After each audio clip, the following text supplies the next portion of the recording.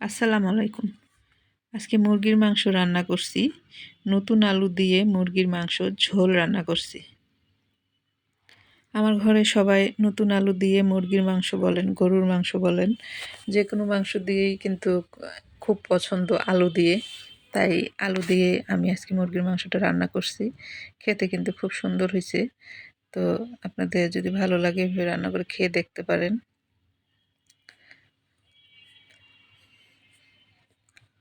আমি মুরগির মাংস রান্না করার জন্য এখানটায় একটা পেস্ট তৈরি করব, মশলার পেস্ট। আমি এখানে মশলা নিছি, আদা, রসুন, জিরা, গরম মশলা সব কিছু আমি বেটে নিছি।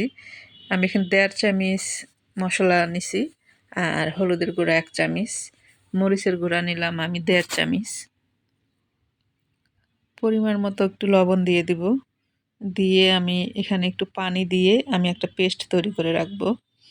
এই পেস্টটা আপনি 10 মিনিট আগে যদি বানায় রেখে দেন এক সাইডে, তো এটা দিয়ে মাংস রান্না করলে কিন্তু মাংসটা খেতে অনেক মজা হয়। মশলাটা আগে রেডি করে রেখে দেবেন একটু এভাবে করে। তো দেখতে পাচ্ছেন আমি এই মশলাটা দিয়েই কিন্তু রান্না করব। আর এখানে আমি কিছুটা মুরগির মাংস নিয়ে নিয়েছি, আর কয়েকটি আলু কেটে নিয়েছি। আলু আমি একটু বেশি নিছি, একটু পেঁয়াজ কেটে নিছি, আর এই মশলাটা দিয়ে আমি মুরগিটাকে আজকে রান্না করব। তো মুরগির মাংস রান্না করার জন্য আমি এখানে একটা কড়াই বসাই দিছি। কড়াইয়ের মধ্যে 2টা তেজপাতা দিলাম, আর পেঁয়াজ দিলাম পরিমাণ মতো। পেঁয়াজটাকে খুব সুন্দর করে একটু ভেজে নিতে হবে, লাল লাল করে একটু ভেজে নিতে হবে পেঁয়াজটাকে। লাল করে যখন ভাজা হয়ে যাবে, তখন আমি ওই পর্যায়ে যে পেস্টটাকে আমি রেডি করে রাখছি মশলার, সেই মশলাটাকে আমি পেঁয়াজের মধ্যে দিয়ে দিব। একটু চামচ দিয়ে নেড়ে চেড়ে দিবেন।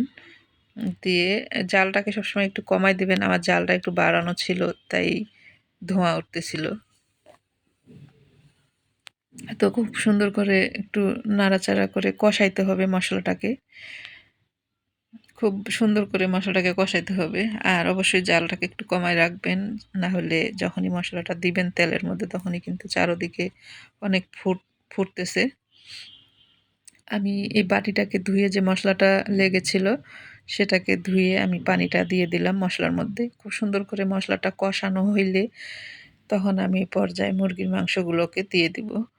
মশলাটাকে একটু ভালো করে কষাবেন একটু টাইম নিয়ে। মুরগির মাংসটা দিয়ে আমি আবার কিছুক্ষণ মাংসটাকে কষাবো।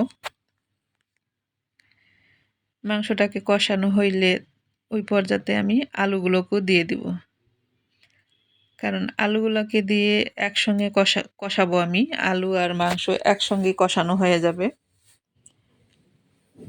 খুব ভালো করে কষাইতে হবে। একটু সামান্য পানি দিলাম, আমি একটু পানি দিলাম এই কারণে মশলাটা যাতে নিচে পুড়ে না যায়। তো পানি দিয়ে আরও একটু পানি দিছি, দিয়ে আমি খুব সুন্দর করে কিন্তু কষাইছি। কষায়ে একটু ঢেকে দিতে হবে। কষানো হইলে পরে পরিমাণ মতো ঝোল দিয়ে ঢেকে দিতে হবে।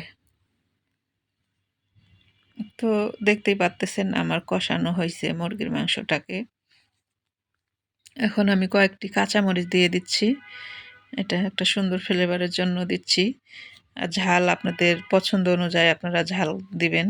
ঝাল বেশি খেলে বেশি দিবেন, কম খেলে কম দিবেন। তো আমি একটু ঝোল দিয়ে ঢেকে দিছি। মুরগির মাংস কিন্তু রান্না হয়ে গেছে, দেখতেই পাচ্তেছেন কতটা সুন্দর হয়েছে কালার। আমি কিন্তু বেশি ঝোল রাখিনি, অল্প ঝোল দিছি। সামান্য একটু গরম মশলার গুঁড়া দিয়ে আমি এখন এটাকে নামিয়ে ফেলবো। আমার তরকারিটা হয়ে গেছে। এখন আমি একটা বাটির মধ্যে বেড়ে নিব। দেখতে পাচ্ছেন কতটা সুন্দর হয়েছে। আমি কিন্তু বেশি ঝোল রাখিনি, অল্প ঝোলই রাখছি। এটা দিয়ে আপনি চাইলে পরোটা দিয়ে খেতে পারবেন, চাইলে রুটি দিয়ে, পোলাও দিয়ে, ভাত দিয়ে, সব কিছু দিয়েই এই মাংসটা খেতে পারবেন।